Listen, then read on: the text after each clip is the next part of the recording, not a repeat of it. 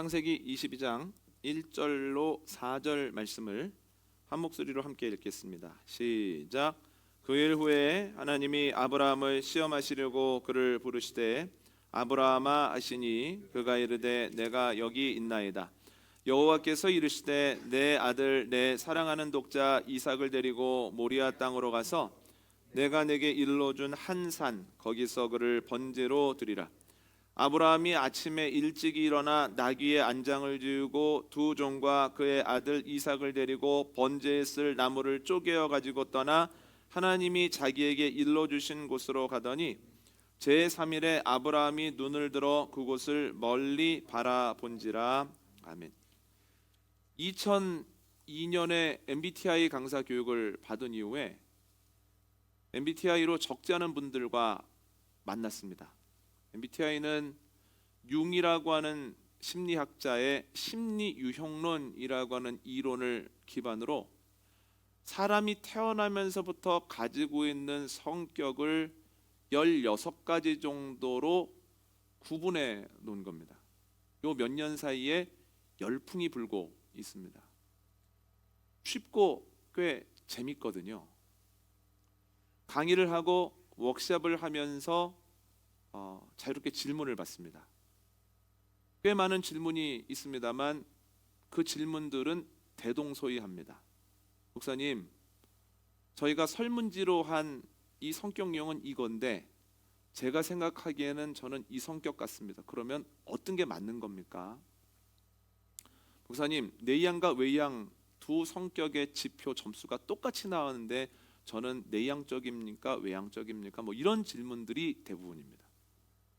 워낙 대동소이하기 때문에 질문에 답하는 것 그렇게 어렵지 않습니다. 그런데 그 중에서도 굉장히 독특했고 대답하기가 힘들었던 질문들도 있습니다. 아주 오래전에 전도서 사역을 할 때 주일 오후에 사역하던 교회에서 MBTI 강의를 했는데요.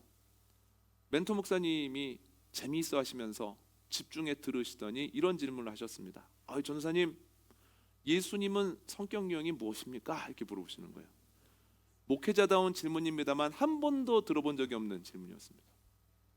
당황하는 가운데 주님이 지혜를 주셨던 것 같습니다. 그래서 목사님, 예수님은 온전하신 분이어서 모든 유형을 다 사용하셨겠지만 예수님이 사역을 하시는 중간중간 한적한 곳을 찾아가셔서 쉬면서 기도하셨다는 것을 보면 예수님은 외향적 성격보다는 내향적인 성격에 가까운 것 같습니다. 그러더니 멘토 목사님이 감탄을 하시면서 만족치 않으시고 그러면 하나님은 성격 유형이 무엇입니까? 이렇게 물어보시는 거예요. 이 질문에 대해서는 깜짝 놀라서 감히 대답을 하지 못했습니다. 그때부터 고민을 하는 거죠. 이런 질문을 하는 목회자가 분명히 있을 수도 있는데 그러면 어떻게 답을 해야 될까? 여러 가지 고민을 하다가 맨 앞에 있는 지표에 대한 이런 결론을 갖게 되었습니다. 하나님은 그의 음성을 들을 수 있는 귀를 가지고 있는 사람, 더 나아가 주님의 음성을 들으려고 끊임없이 노력하는 이들에게는 한없이 외향적이십니다. 많은 말씀을 하시죠. 그런데 주님의 음성을 들을 귀를 가지고 있지 않은 사람, 주님의 음성을 듣고자 하는 의지를 가지고 있지 않은 사람에게는 한없이 내향적이라는 거예요. 성경을 보면 하나님이 수없이 많은 말씀을 하셨다고 하는데 내 삶에는 얘기를 안 하신다는 거예요. 그래서 주님이 외향적이냐 내향적이냐는 누가 결정합니까? 내가 결정한다는 거예요. 그러나 본질적으로는 하나님은 외향적인 성격에 가깝다라고 저는 신앙적으로 고백합니다. 많은 말씀을 하시고 아주 다양하게 말씀하시거든요. 주님의 음성이 주어지는 가장 보편적이고 강력한 방법은 지난주에 말씀드렸던 것처럼 기록된 성경 말씀입니다. 그래서 지난주에 뭐라고 말씀드렸습니까? 네 가지로 저희가 노력을 해야 되는데 첫 번째는 말씀의 자리에 가려고 노력해야 된다는 거예요. 두 번째는 접근과 이해가 용이한 선포된 말씀을 듣기 위해 힘써야 된다는 거예요. 여러분, 선포된 말씀이 안 들리고 선포된 말씀이 이해가 안 되고 말씀이 선포될 때 잠들어 버리면 다른 말씀은 들을 수도 없고 이해도 안 된다는 거예요. 제일 쉬운 게 선포되는 말씀입니다. 선포되는 말씀을 듣는 중에 잠이 오거나 이해가 안 되면 정신 바짝 차려야 됩니다. 이것마저 듣지 못하면 나는 다른 말씀 아무것도 못 듣는다라고 하는 거예요. 세 번째는 선포된 말씀을 들었으면 셀 모임을 하면서 나누는 가운데에서 옆에 있는 이들을 통해 하시는 말씀을 들을 수가 있고, 네 번째는 두려워하지 말고 기록된 성경 말씀에도 도전해야 된다. 그러면 주님께서 깊고 넓은 말씀을 하신다. 이런 이야기를 드렸습니다. 또한 주님께서는 기도할 때에 그 마음으로 주님의 음성을 주시기도 한다는 거예요. 한번 찾아볼까요? 사도행전 10장 1절로 3절입니다. 사도행전 10장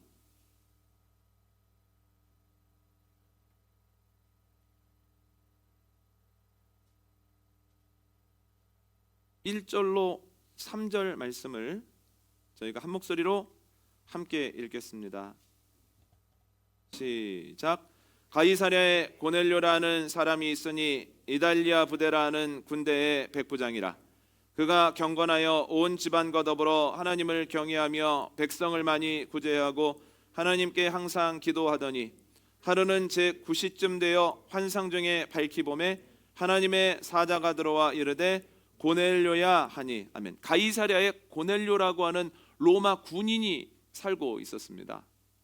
그는 이방인이었음에도 불구하고 늘 기도하고 기도하는 자로서 경건한 삶을 살기 위해서 힘썼습니다. 그랬더니 하나님이 어느 날 그가 기도하는 중에 오셔서 음성을 들려주셨다는 거예요.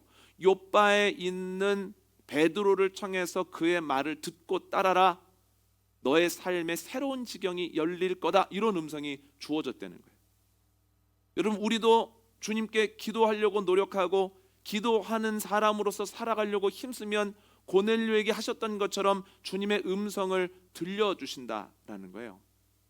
때로 주님께서는 사람을 통해서도 말씀하십니다. 창세기 18장을 보면 하나님은 세 사람을 통하여서 아브라함에게 말씀하시죠. 내가 소돔에 대한 심판을 계획하고 있다.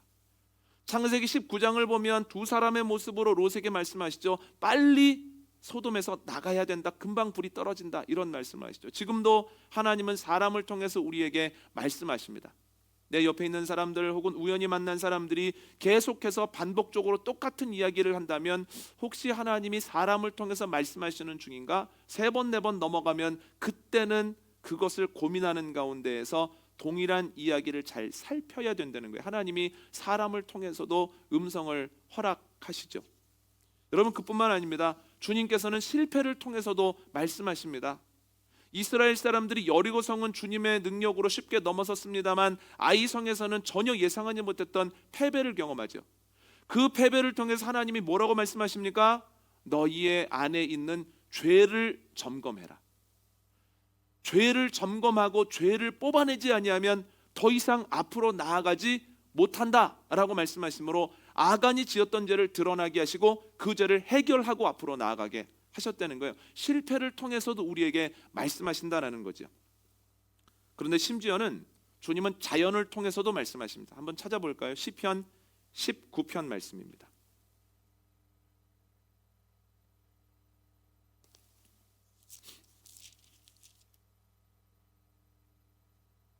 시편 19편은 구역성경 815면에 있습니다.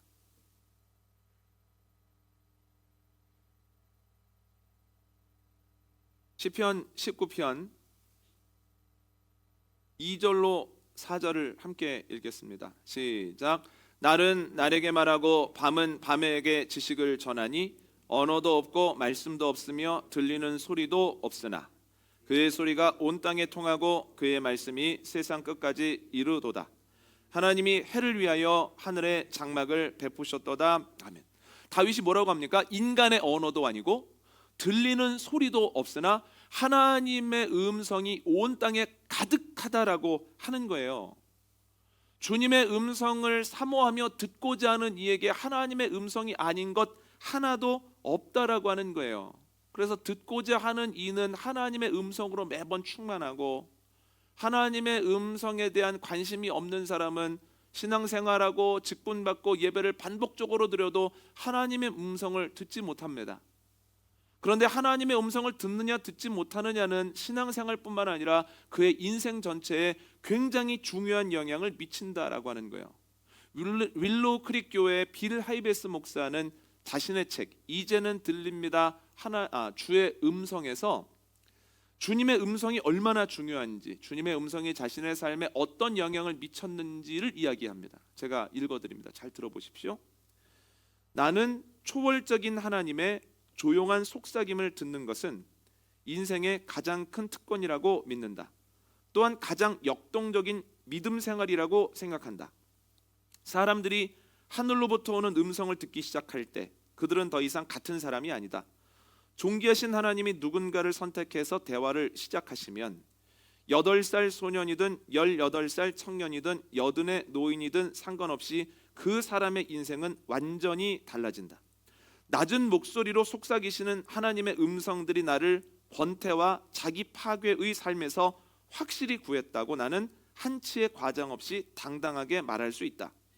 그 음성들은 내 진로를 바꾸었고 나를 유혹에서 구했을 뿐만 아니라 깊은 절망 속에서 나를 회복시켰다.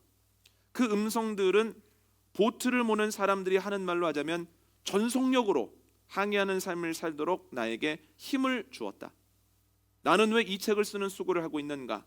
하나님이 당신에게도 속삭이실 것이라고 굳게 믿기 때문이다.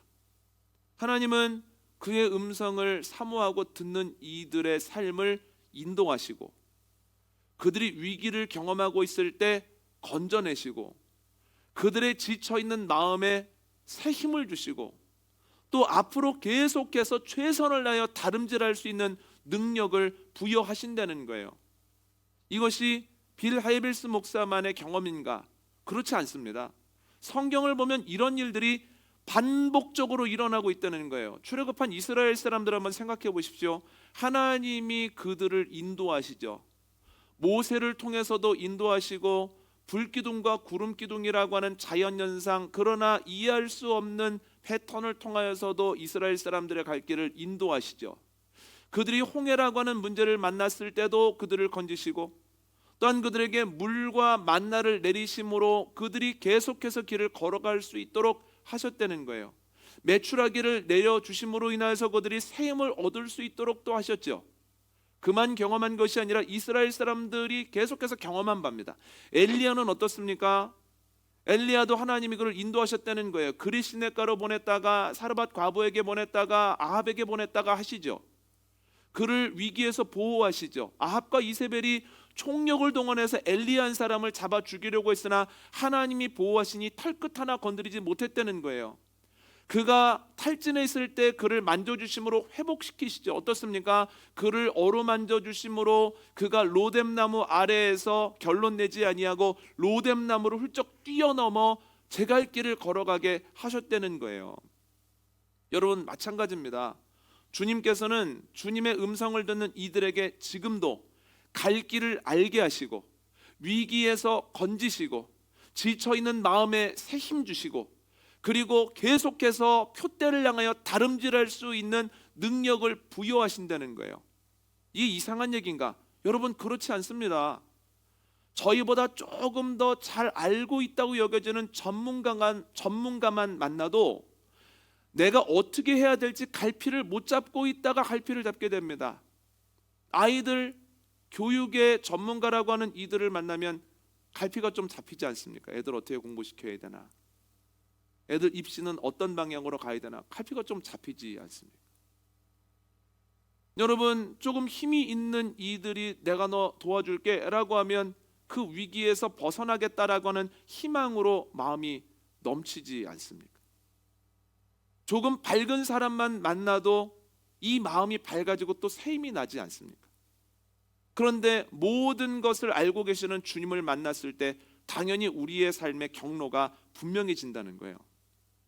힘 있으신 전능하신 주님께 약속을 받았을 때 우리가 이 위기 이길 수 있겠구나 라고 하는 생각을 하게 되고 결국은 이기게 된다는 거예요. 빛이신 주님을 만나면 우리 마음속에 있었던 어둠이 물러갈 수밖에는 없다는 거예요. 정말로 주님을 알고 주님을 믿으면 주님으로 인하여서 수많은 변화들이 우리에게 일어날 수밖에는 없죠. 여러분 주님의 음성을 사모하고 주님의 음성을 듣는 중에 주님의 인도하심, 주님의 보호하심, 주님의 치유하심, 주님의 능력 주심이 저와 여러분의 삶에 가득 넘쳐나게 되기를 원합니다. 그런데 주님의 음성에 대해서 생각을 해봐야 되는 것도 있습니다. 목요일에 친구 아버님이 소천을 하셨습니다.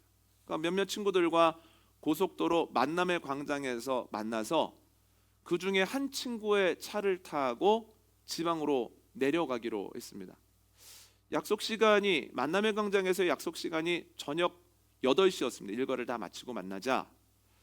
그런데 8시에 가려면 7시에 출발을 해야 되는데 7시에 출발하면 출퇴근 시간과 겹쳐서 꽤 어려울 것 같은 거예요. 그래서 안 되겠다. 아예 일찍 출발해 버리자. 몇 시간. 그리고 대신 고속도로 휴게소에서 일을 보자 해서 책 몇 권 하고 노트북하고 또한 물 한 통을 들고 차로 갔습니다.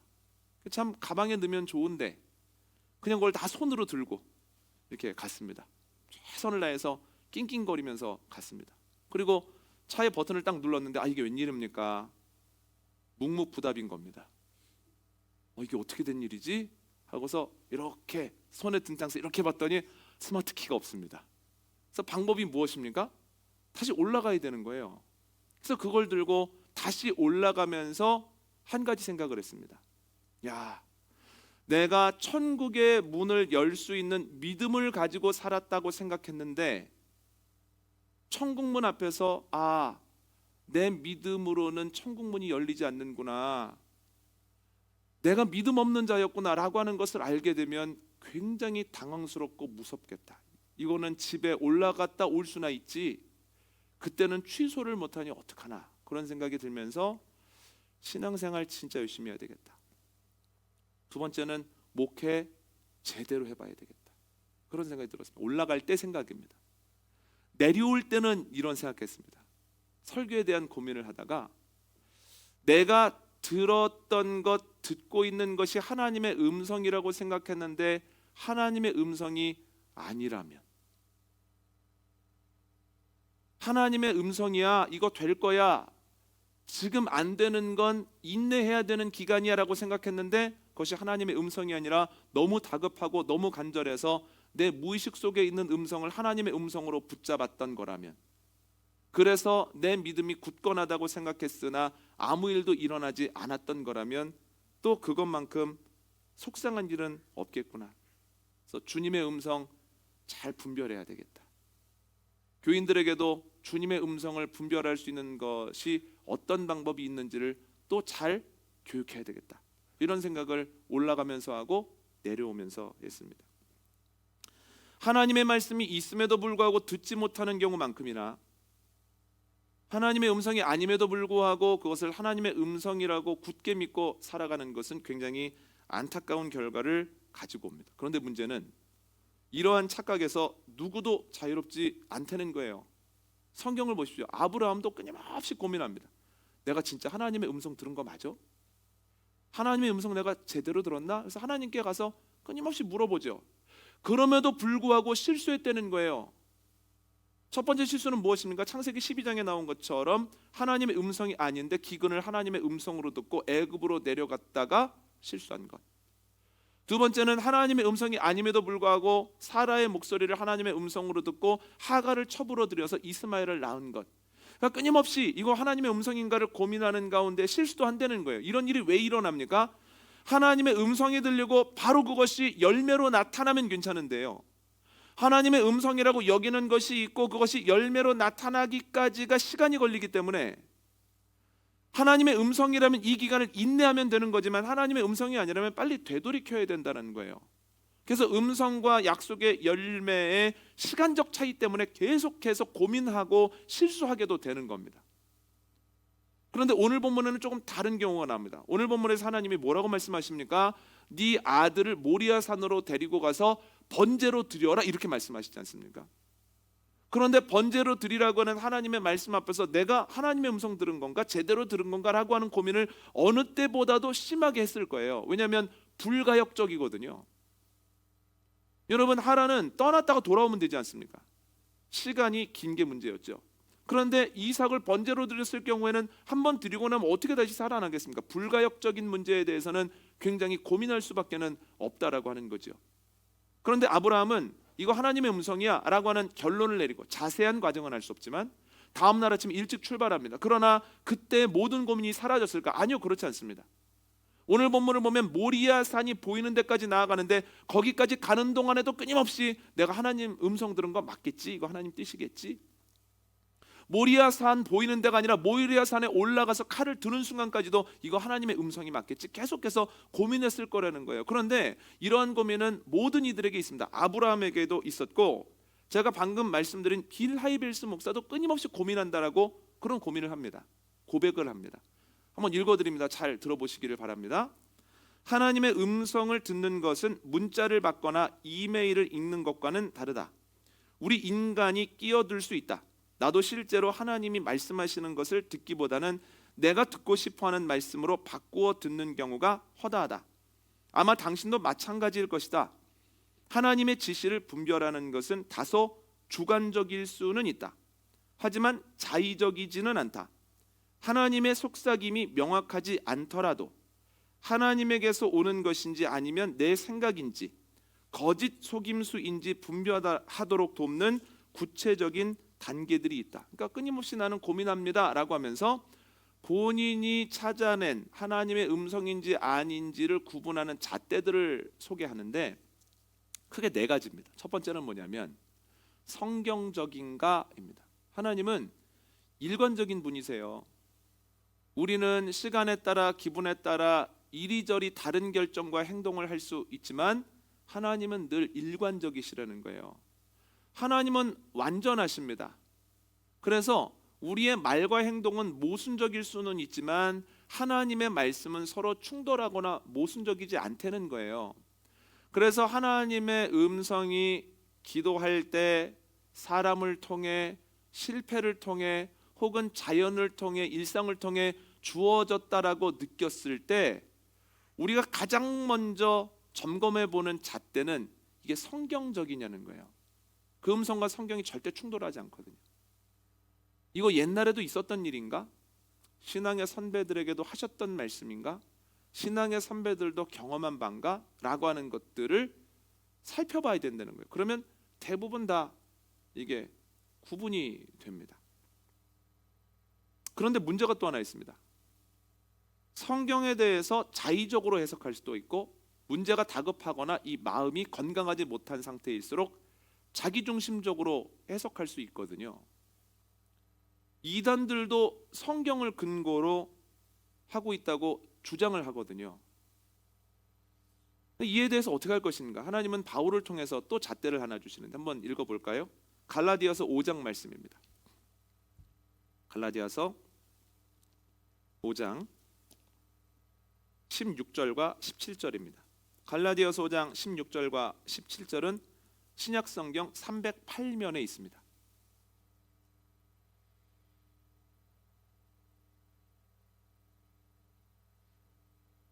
갈라디아서 5장 16절과 17절 말씀입니다. 함께 읽습니다. 시작. 내가 이르노니 너희는 성령을 따라 행하라. 그리하면 육체의 욕심을 이루지 아니하리라. 육체의 소욕은 성령을 거스르고 성령은 육체를 거스르나니 이 둘이 서로 대적하므로 너희가 원하는 것을 하지 못하게 하려 함이니라. 아멘. 말씀을 받았다라고 하는 사람의 삶을 보면 정말 하나님의 음성을 들은 건지 아닌지를 안 되는 거예요. 뭐라고 얘기를 하고 있습니까? 육체의 소욕은 성령을 거스르고 성령은 육체를 거스른다라고 하는 거예요.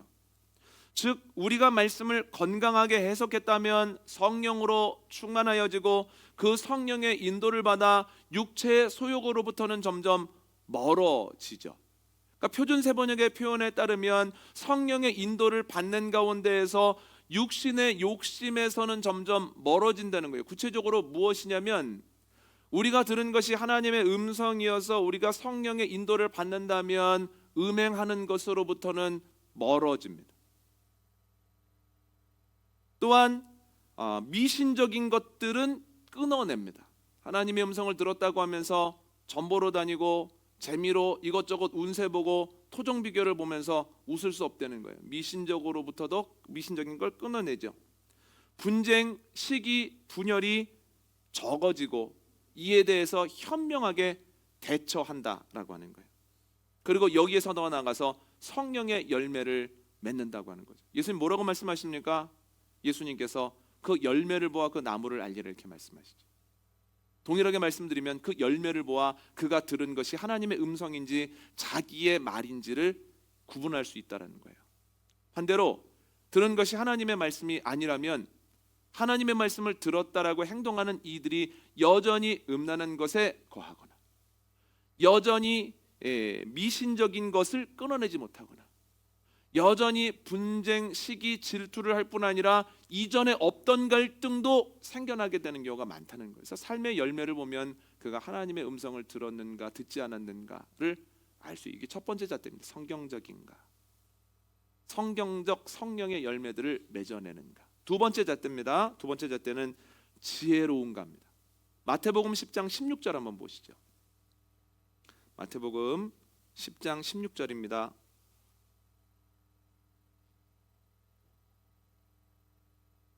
마태복음 10장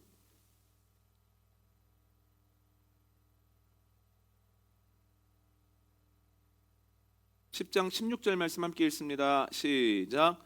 보라, 내가 너희를 보냄이 양을 이리 가운데로 보냄과 같도다. 그러므로 너희는 뱀같이 지혜롭고 비둘기같이 순결하라. 아멘. 예수님이 제자들을 세상 가운데 보내실 때 두 가지를 명령하시는데 뱀처럼 지혜롭고 비둘기처럼 순결하라는 겁니다. 순서에도 주목하십시오. 하나님께서는 순결하라 이전에 뱀처럼 지혜로우라고 말씀하십니다. 왜 그럴까 묵상해 보니 지혜 없는 순전한 만큼 무서운 게 없습니다. 여러분 이단에 누가 빠지는지 아십니까? 순전한 사람들이 빠집니다. 순진한 사람들. 이것저것 재고 돈이 최고야 하는 사람들은 이단에 안 빠집니다. 하나님 위해 살겠습니다. 저는 하나님의 것입니다. 라는 순전함을 가지고 있는 이들이 빠지고 한번 빠지면 만만치 않다는 거예요. 그래서 뭐가 중요합니까? 순전하기 전에 지혜로워야 된다는 거예요. 지혜 있는 순전함이 필요하다는 거예요. 그러니까 비엘 하이벨스 목사님이 이런 얘기를 적어놨습니다. 본인의 경험인데 선남선녀가 찾아왔더라는 거예요. 그러면서 결혼 날짜가 잡혔다고 축복해 주시라고. 그래서 너무 좋아 보여서 기도하기 전에 물어봤답니다. 두 사람 만난 지 얼마 됐습니까? 예, 저희는 3주 되었습니다. 그래서 이렇게 말씀하셨다는 거예요. 천천히, 책에 나온 그대로입니다. 천천히 머리를 식히고 관계가 성숙될 때까지 시간의 여유를 가지세요. 그 돌려보냈다는 거예요. 여러분 저는 지혜로운가라고 하는 말을 상식적인가로 바꾸고 싶습니다. 상식적인가. 하나님께서는 이 땅을 만드셨죠. 그리고 이 땅이 운행해 가는 원리를 만드셨습니까? 상식을 만드신 분이 주님이세요. 그래서 주님께서는 상식 안에서 거의 대부분의 일을 다 하십니다. 어떤 이유가 있어서 때때로 상식을 깨트리실 때가 있지만 아주 소수입니다. 주님께서 상식을 만드시고 상식 안에서 일하시기 때문에 주님이 우리에게 주시는 음성은 거의 대부분 상식적입니다. 예외가 있을 때는 성경에서 얘기를 해주고 알게 합니다. 그게 바로 오늘 본문에 나오는 내용이에요. 아들을 번제로 바치라. 그러나 결국 가보니 상식적이었죠. 하나님께서 이미 준비하신 양이 있었다라고 하는 거예요. 상식적인가, 지혜로운가, 이 잣대를 가지고 음성을 잘 분별하시기를 바랍니다. 세 번째 잣대는 뭐냐면 성격에 맞는가예요. 주님 주신 음성이. 여러분 주님은 우리를 만드셨고 우리를 계속해서 지켜보고 계시기 때문에 주님보다 우리를 잘 아시는 분은 없습니다. 어떻게까지 표현하시냐면 우리 머리털까지 세고 계신다 이렇게 말씀하시죠. 머리숱이 아무리 적어도 자기 머리털 숫자 모르거든요. 그런데 하나님께서는 아무리 많아도 다 세신다는 거예요. 그런데 주님께서 다 아시는 가운데에서 어떤 일을 맡기실 때는 그 사람의 성격과 성향에 정확하게 맞는 일을 주실 때가 많습니다. 주님께서 나에게 주신 일인가를 생각하는 잣대 간단합니다. 성격에 맞는가? 요즘 아이들 연예인 하겠다는 친구들 되게 많습니다. 아이돌 하겠다는 친구들 많아요. 그러면 성격에 맞는가는 두 가지를 점검해 본. 첫 번째, 내가 그 일을 할 때 행복한가? 뭐 아이돌 하고 싶은 이유가 비슷할 겁니다. 유명해지고 싶기도 하고 돈 덜 벌고 싶기도 하고. 그런데 그거 갖고는 안 됩니다. 실력도 있어야 되지만 할 때 재밌어야 됩니다. 두 번째는 뭐냐면 내가 할 때 남도 행복한가입니다. 내가 할 때 나만 행복하면 안 된다는 거예요. 아이들이 종종 제 앞에서 막 춤을 출 때가 있거든요. 본인들은 굉장히 행복한데 저는 굉장히 힘들 때가 있습니다. 두 번만 봐도 굉장히 질립니다. 그래서 우리 애들이 아이돌은 못하겠구나 이런 생각을 했습니다. 주님께서 어떤 일을 맡기실 때는 성격에 맞게 성향에 맞게 맡기시죠. 여러분 기억해야 되는 게 있습니다. 그런데 때로 주님께서 내가 잘 못하는 거 안 해본 것을 시킬 때는 우리의 지경을 넓히시고 또 우리를 더 깊게 나가게 하시려고 할 때도 있습니다. 종종. 그때는 주님께 계속해서 물어봐야 됩니다. 주님, 저에게 굉장히 낯선 일이고 안 해봤던 일인데 저의 지경을 넓히기를 원하십니까? 제가 더 깊이 나아가기를 원하십니까? 주님께 물어보면 주님께서는 다양한 방법으로 또 확인시켜 주신다는 거예요. 네 번째 잣대는 뭐냐면 가장 신뢰하는 사람들은 어떻게 생각하는가가 굉장히 중요합니다. 책에 나온 얘기를 다시 한번 읽어드립니다. 한번 잘 들어보십시오. 하나님께서 당신에게 말씀하시는 것을 느낄 때마다 두세 사람의 성숙한 그리스도인들에게 상황을 자세히 설명하고 조언을 구하는 것이다. 그들은 당신이 잘 아는 사람들이고 당신보다 영적으로 더욱 성숙한 단계에 있는 사람들이라. 그들에게 겸손하게 질문하라. 하나님이 정말 제게 말씀하셨다고 생각하세요? 제가 듣는 것이 과연 하나님의 음성일까요? 아니면 제가 잘못 들은 것일까요? 여러분, 주님은 내 가까이에 있는 사람들, 특별히 나를 사랑하는 가족들, 함께 신앙생활하는 이들을 통해서 확인시켜 주실 때가 있습니다. 그러므로 내가 하나님의 음성을 들었다라고 생각하고 확실하다고 생각될수록 가족들에게, 교인들에게, 특별히 늘 주님의 음성을 듣고자 노력하는 이들에게 물어보면 하나님이 그들을 통해서 확증시켜 주시거나 막아 주실 때가 있다라고 하는 거예요. 네 가지 잣대입니다. 뭡니까? 첫 번째는 성경적인가, 두 번째는 지혜로운가, 세 번째는 성격에 맞는가, 네 번째는 가장 가까이에 있는 사랑하는 이들은 여기에 어떤 평가를 하는가. 여러분, 예나 지금이나 주님의 음성을 잘 듣고 구분하는 것 쉬운 일 아닙니다. 그러나 분명한 것은 아브라함에 비해 우리의 조건은 너무 좋다는 거예요. 첫 번째는 기록된 말씀이 있습니다. 아브라함 때는 기록된 말씀 없었거든요. 근데 저에게는 기록된 말씀이 있고, 두 번째는 클릭 한 번으로 선포되는 말씀을 얼마든지 들을 수 있고, 세 번째는 저희가 나눈 것처럼 하나님의 음성을 구분하는 여러 경험자들을 통한 신앙적인 잣대들을 저희가 가지고 있다는 거예요.